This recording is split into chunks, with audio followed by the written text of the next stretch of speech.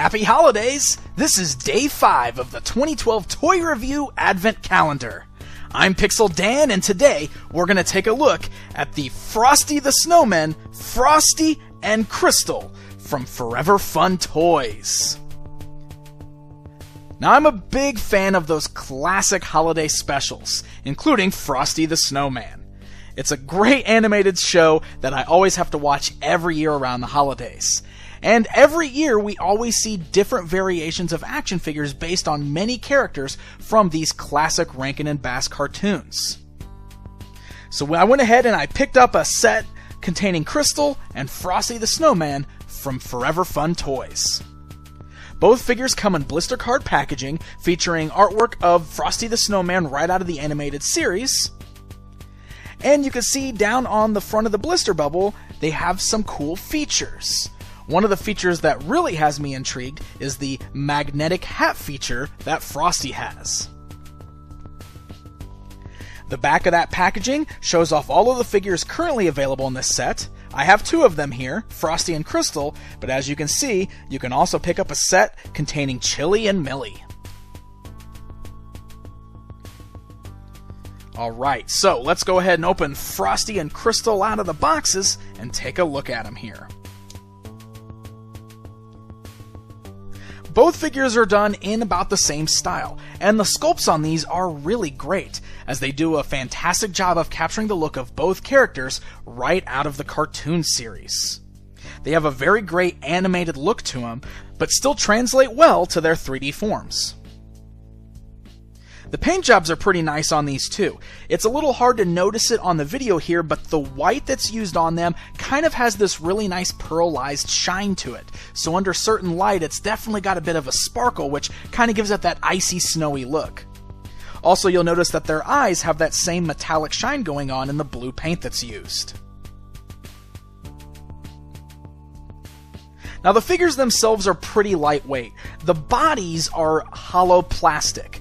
So they are a little light, and they do feel a little cheap. It's not too bad. I mean, it's a pretty good plastic, but it is hollow in the center. Now, the head, the arms, and the legs are all solid plastic. So there is a little bit of weight to them, but because their bulk of the figures are the big round bodies there, they are a little lightweight because of how hollow they are.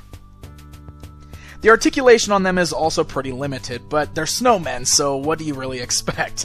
The heads are able to turn both left and right. They have ball-like hinge joints at the shoulders, allowing for upwards, down, forwards, and backwards movement. They have swivels at the wrists, and then the legs have these little strange type joints that allow them to move forwards and backwards, and you can see the kind of cuts in the bottom of the hollow body there, where the legs are able to move.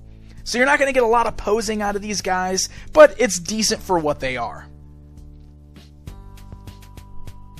Now, both figures have some cool cloth accessories. Frosty has a nice cloth scarf around his neck, while Crystal has a cloth apron that's got some glittery little snowflakes on the front.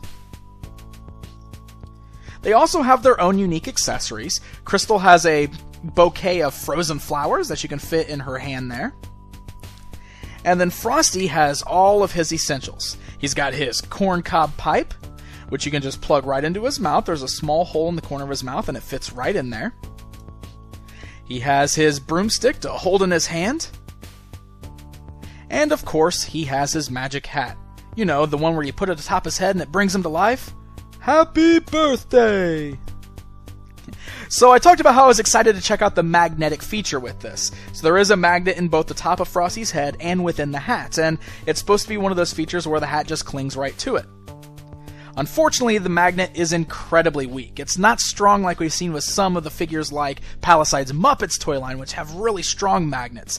The magnet on this is so weak that when you turn the figure sideways, the hat falls right off, and the magnet doesn't even do any job whatsoever of holding it in place. Now, the hat still sits on his head fine if you've got him displayed, but don't expect to move him around and have that hat stay on his head. So there you go, guys. There's a look at Frosty the Snowman and his bride, Crystal. Overall, I really like these figures. The magnet could have been better, sure, And maybe if they were a little more solid in the centers and not so hollow feeling, that would have been a little bit better. But I do still really like the sculpts. The paint jobs on these are great. These are honestly some of the better holiday-themed figures I've picked up so far this year, and these will make great display pieces.